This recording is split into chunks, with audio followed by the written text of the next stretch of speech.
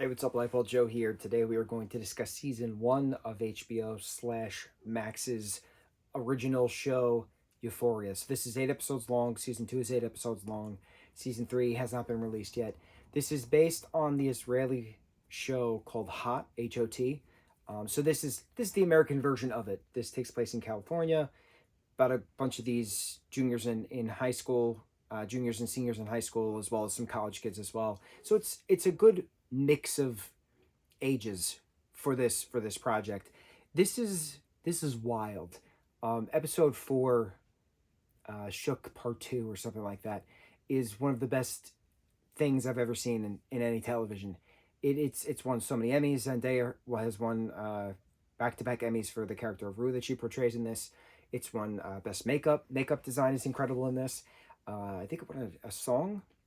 I think the last song in season 1, which was like this music video type thing, as Rue is singing through the streets with a chorus, as she's high. I think that won awards too.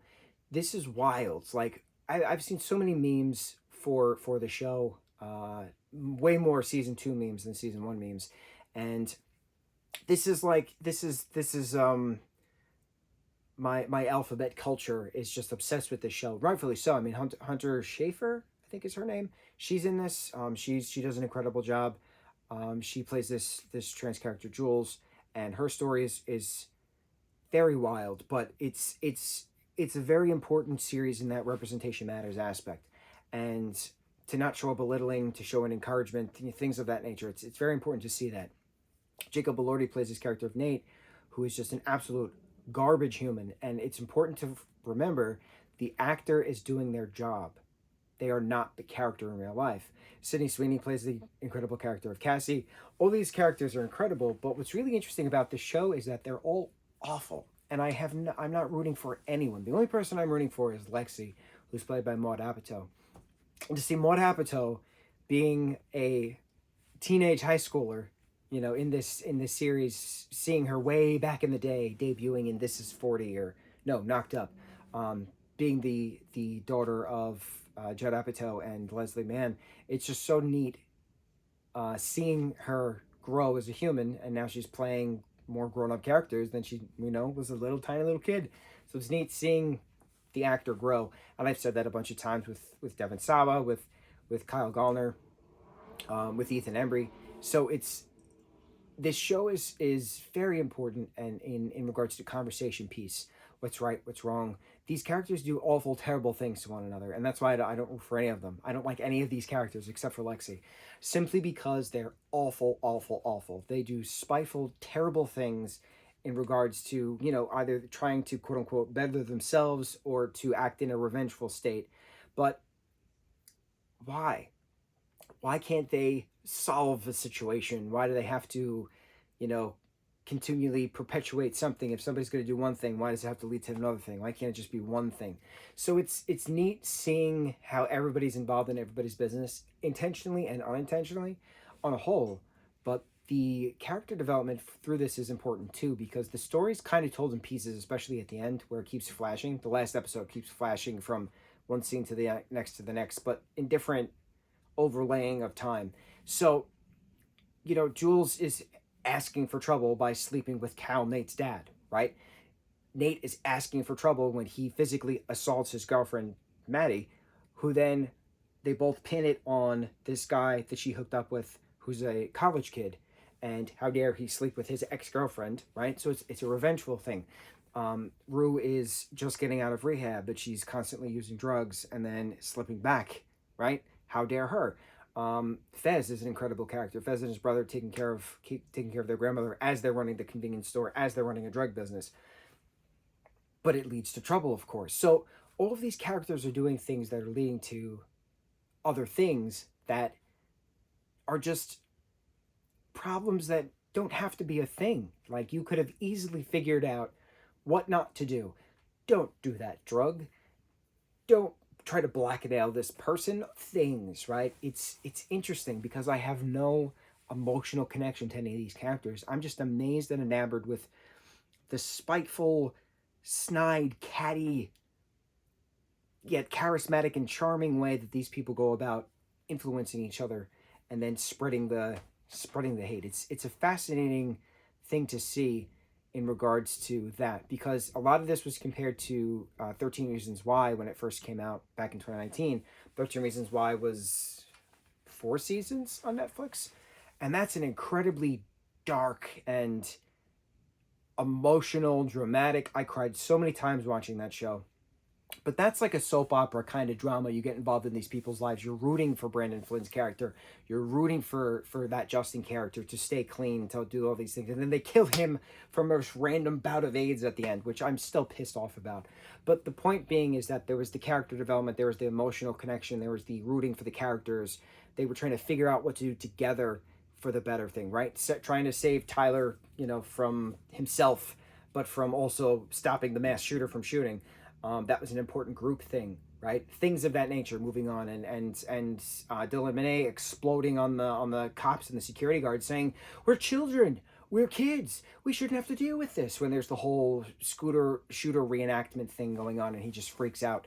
It's an important conversation piece, and it's an important conversation starter, but it shows the character development of those characters, who does what when, who's trying to do better themselves, things of that nature. But on the flip side, they also killed Bryce and they tried to cover it up. So that was a matter of who killed Bryce. That was another big Act 3 kind of plot point, which is very similar to the kids doing their things in this show, trying to cover up crime after crime, trying to hide this, trying to hide that. So similarities I understand completely, but there's totally a different level of emotion where I rooted for the 13 Reasons Why kids for whatever reasoning they had, which was a logical aspect to better oneself, to try to do good, to find justice. These characters in Euphoria do not have that mindset. They are just out for blood. It's just a feeding frenzy. The chum is in the water. The shark's teeth are drawn, and they're gonna eat whatever they can. It's very interesting. It's very interesting. I know we're supposed to care for these characters, but the only one who's showing true humanity is Lexi, and it's very interesting. So I'm very curious what happens in season 2. I can't wait to see the scenes that are based on the memes. Ha! That's a good rhyme. Can't wait to see the scenes that are based on the memes. So, what I do want to point out with season 1, episode 4, that I said before was one of the best things I've ever seen. It takes place at a carnival, and why I also love this show is that you throw in multiple scenes at a mall, you throw in multiple scenes at a carnival. I'm all in, right? Those types of scenes within projects are just so cool because there's just so much going on. It's organized chaos. Anything that happens within the carnival setting happens because it's within the perimeter of the carnival. The gates are up. The fake fencing is up. Everything happens within that. Anything that happens within a mall is within the mall. You have to enter the door to get into the mall. Yes, you can have stuff going on in the parking lot or whatever, but even outside in the parking lot, it's still the parking lot to the mall. There's a curb and lights and street signs that surround the mall parking lot, which is surrounding the mall. So it's contained. It's organized chaos. It's contained. A carnival is organized chaos. It's contained. Amusement parks, organized chaos, but it's contained. But in hindsight, amusement parks are more spread out, where a carnival is this ride is next to this ride, which is next to this ride. So if you put a character in the middle, you got 18 different things going on at the same time, and it's just glorious, and it's wonderful, and it's organized chaos, and it's beautiful, and it's art. Same thing with the mall. You have somebody going down an escalator, you have people going up an escalator, you have people walking this way, you have people walking that way on 2 different floors, you have either sun, clouds, something, you could have birds flying around, if there's a skylight. Chaos. Organized chaos. Beautiful. So, this show has both of those aspects to it, mall stuff, and they have carnival stuff. Season 1, episode 4 has carnival stuff. The whole episode was carnival, and it's revealing the plot. Nate revealing himself to be the catfish to Jules all this time, and Nate's character, choking Maddie, starting the whole false accusations and imprisonment for Lucas Gage's character, which was a great throw in of him as well. And it's the way that the camera pans is just gorgeous. The cinematography is mind blowing. Some of my favorite camera tricks are, and we've talked about this a few times, when the camera pans in but zooms out at the same time, so it's a warpy effect, and when the characters fall or something like that, and the camera pans with them, so they're still in focus, but if they turn, the camera turns. This brought into my third favorite camera trick, which I didn't know was my favorite until this popped up. So we now have a top 3. You focus on the main character through the chaos that's going on within the carnival, and the main character is in the shot. They are the main focus of the shot as everything goes around. But as the camera but as the character is running and walking, the the actor is still in mid frame as they're walking and running, and as the camera is still going, and as everything is going on behind them in the chaos.